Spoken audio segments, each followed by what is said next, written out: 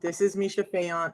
I am here to talk to you about your health and how you can take it back more naturally and without all the drugs and the statins and stuff that are causing things like liver damage, um, heart damage, kidney damage, all of that.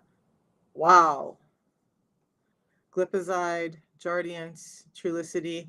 That's quite the concoction. I mean, I'm not your physician. It just doesn't make sense why they would do all of that.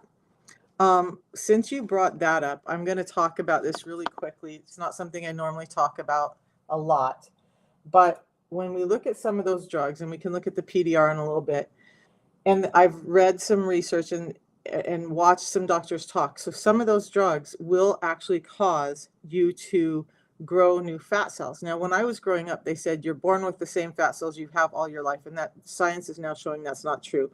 Some of us don't have any more fat cells. Our fat cells just blow up. Some of us do actually grow more fat cells. But those drugs, although they're making you more insulin sensitive, they're also causing other things in your body, like they're increasing the amount of fat cells you have. And I believe that that's one of, in my mind, that's one of the ways it's making you more insulin sensitive, because it's creating more storehouse for those cells. So the minute you stop taking those, most people are gaining their weight back, if not more weight, but now they've already done damage to liver, heart, kidneys, possibly throat, all of that.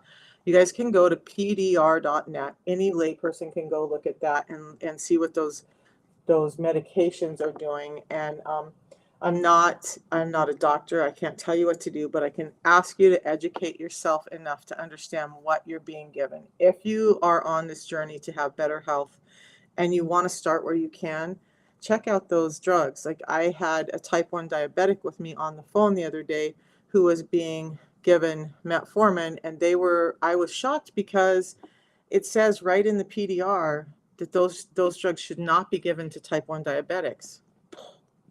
And then I have people say, well, this doesn't affect type 1 diabetics. Insulin resistance affects every single person that is eating food that's turning into glucose too quickly in your body, whether you're type 1 or type 2. Leanne Lindsay, who did you order from me, Bobby? Because I don't remember seeing your name come in on my back office. Do you remember who you ordered from?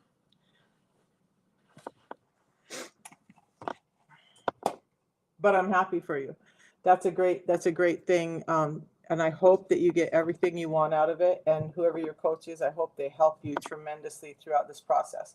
All right, you guys. So we're going to talk about this whole thing, insulin resistance. Now, because people are always, they changed it again.